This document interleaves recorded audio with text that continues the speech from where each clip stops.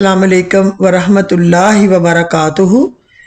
उम्मीद है मेरे सारे लिसनर्स व्यूवर्स और मेरे वतन के सब छोटे बड़े बुजुर्ग बच्चे सब माशाल्लाह तंदुरुस्त होंगे, ठीक होंगे। अल्लाह ताला आप सबको अपने हिफ्ज़ व अमान में रखे और मेरी दुआ है अल्लाह करीम से कि हम नादम हैं, हमें मुआफ़ फरमा दे, आमीन। और अपने प्यारे हबीब के सदकर उम्मत मुसलमान और पूरी दुनिया को इस वबा वायरस कोरोना से महफूज फरमा दे, आमीन। या अल्लाह हम बार बार इस्तग़फ़ार करते हैं तेरे हजूर के हमें इन मुसीबतों से बचा ले।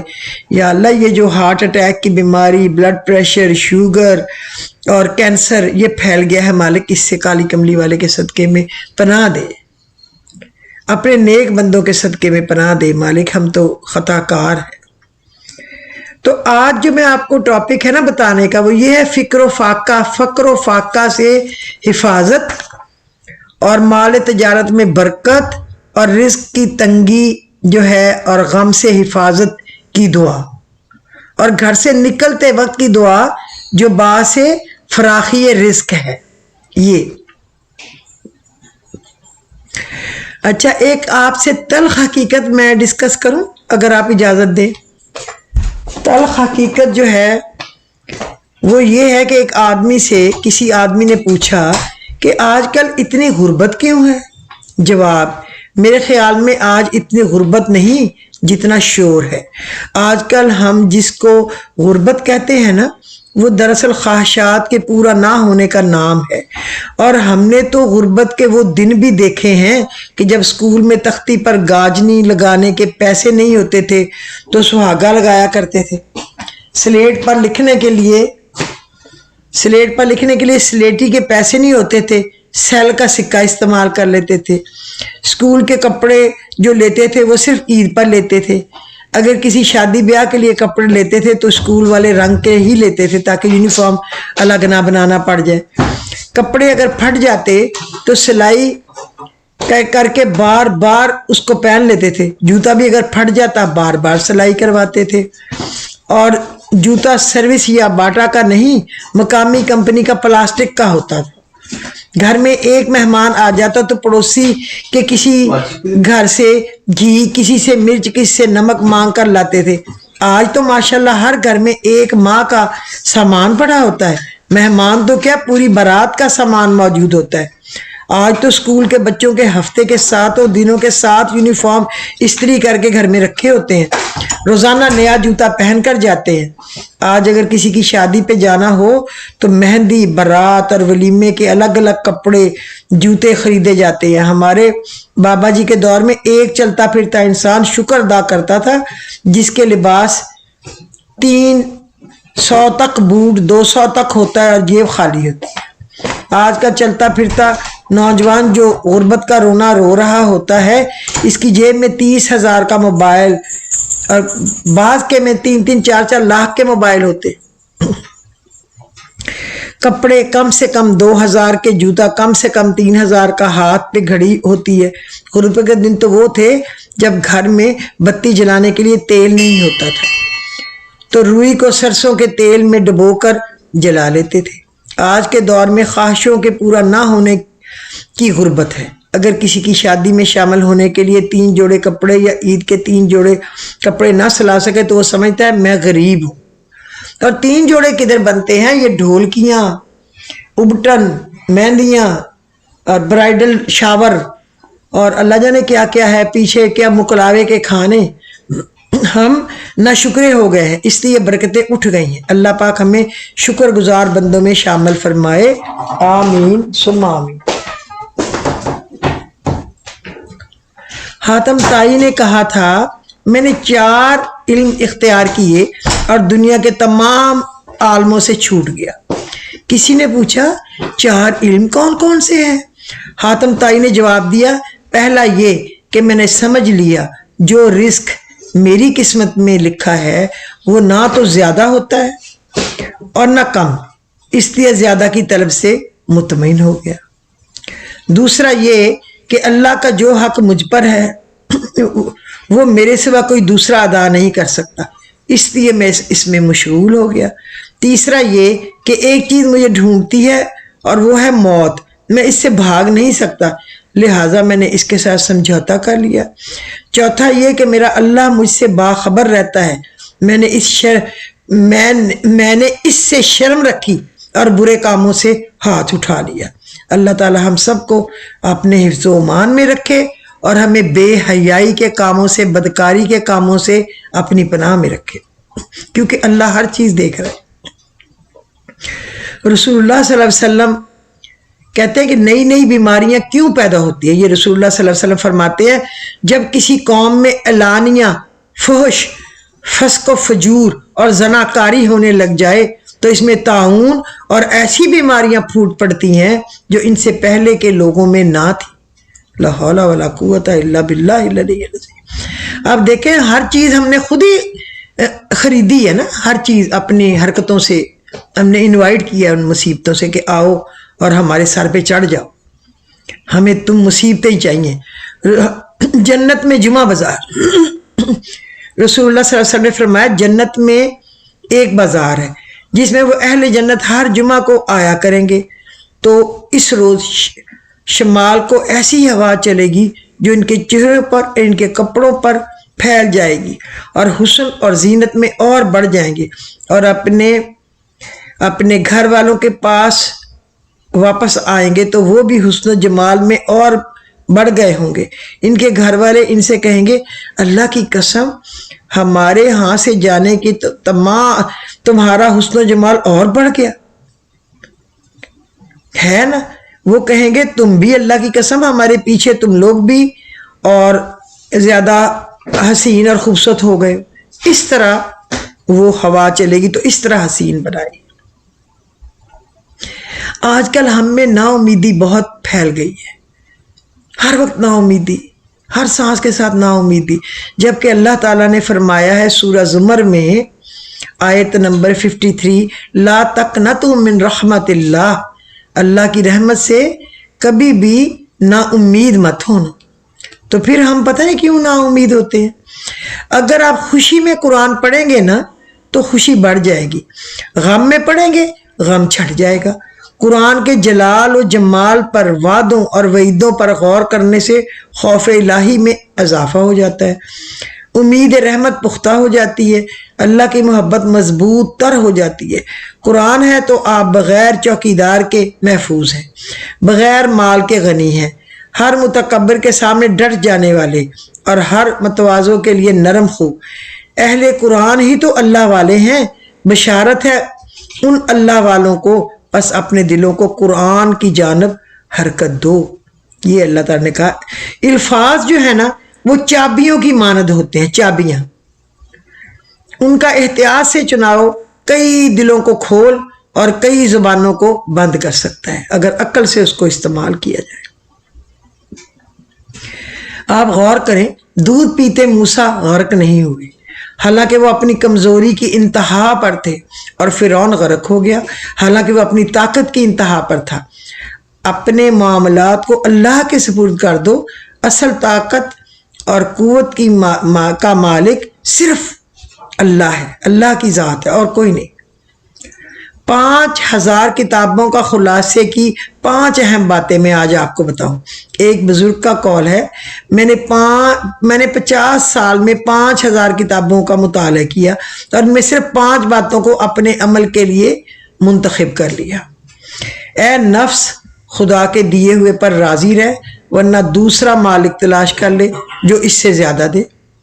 اے نفس جن باتوں سے خدا نے منع کیا ہے ان سے بچ، ورنہ اس ملک سے باہر چلا جا، اس کے ملک میں مت رہ، کسی اور مالک کا ملک ڈھونڈ رہے۔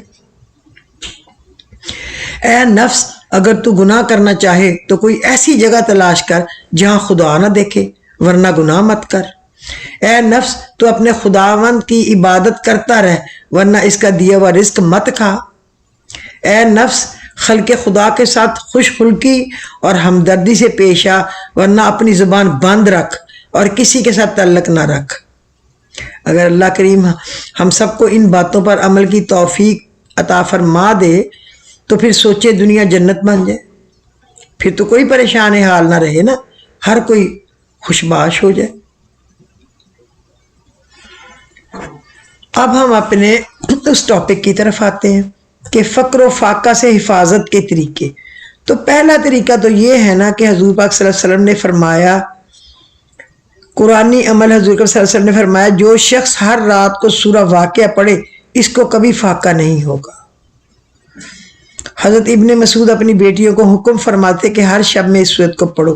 دوسرا عمل حضور اکرم صلی اللہ علیہ وسلم نے فرمایا، جب اپنے گھر میں داخل ہو تو اس وقت قل هو اللہ احد پڑھ لیا کرے، تو یہ سورت اس کے گھر والوں اور اس کے پڑوسیوں کے فقر و فاقہ کو دور کر دے گی. تیسرا عمل، ایک شخص نے آ کر حضور پاک صلی اللہ علیہ وسلم سے فقر و فاقہ کی شکایت کی تو آپ نے فرمایا سبحان اللہ العظیم و بحمدہ سبحان اللہ العظیم استغفر اللہ، سبحان اللہ العظیم و بحمدہ سبحان اللہ العظیم استغفر اللہ.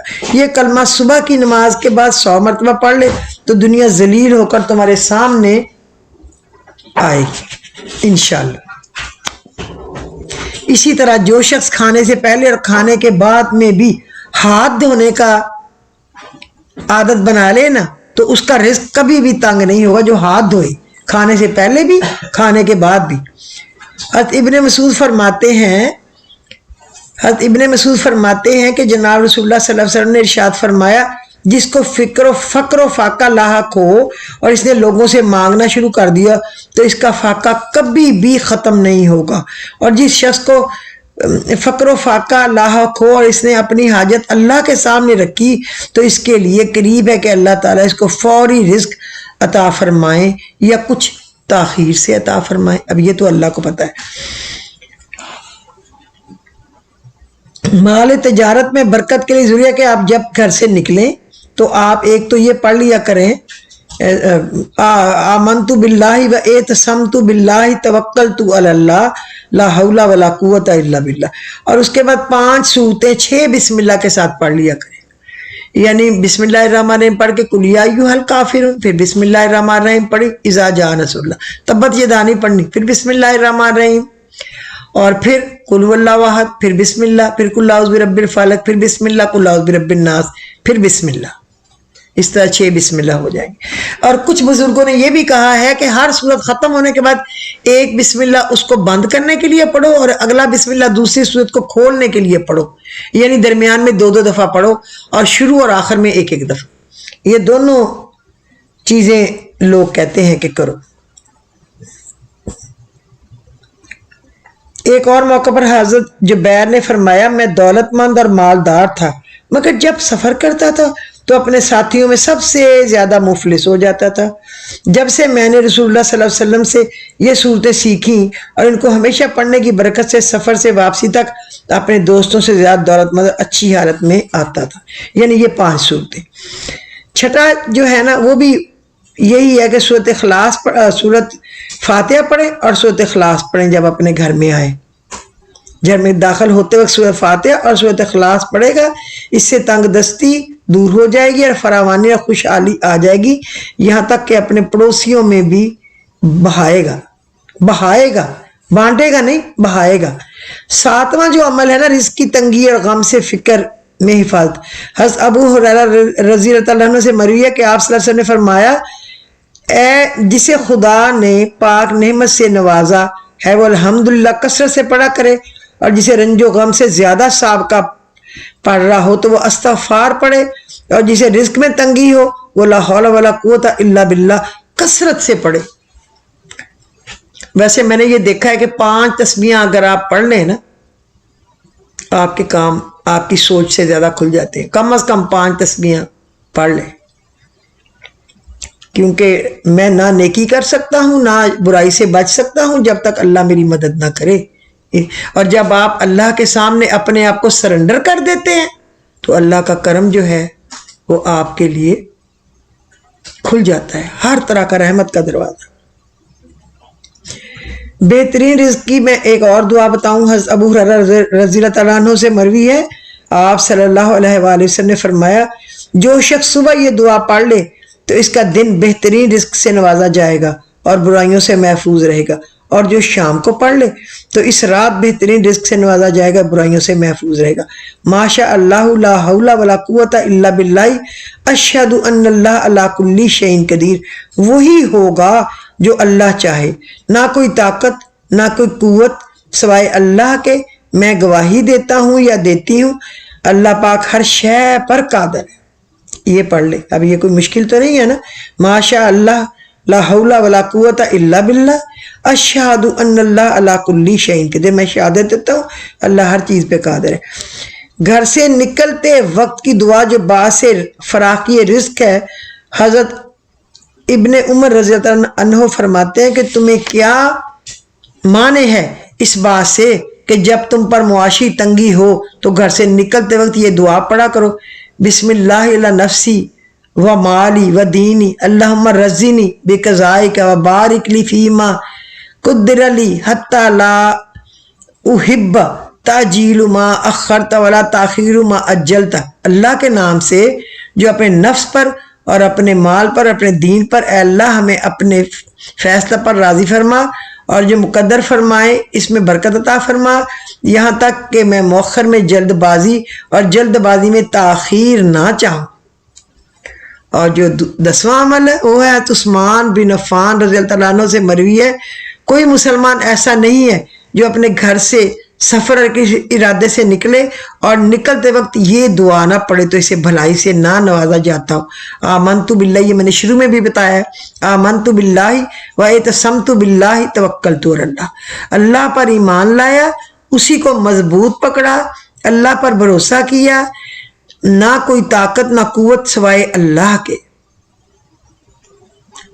یہ دیکھیں دعا ہے، اس کی اور بھی 6-7 دعائیں ہیں، لیکن اگر میں نے ایک ہی دن میں آپ کو بے شمار بتا دی تو آپ کو نوٹ کرنی مشکل ہو جائیں گی۔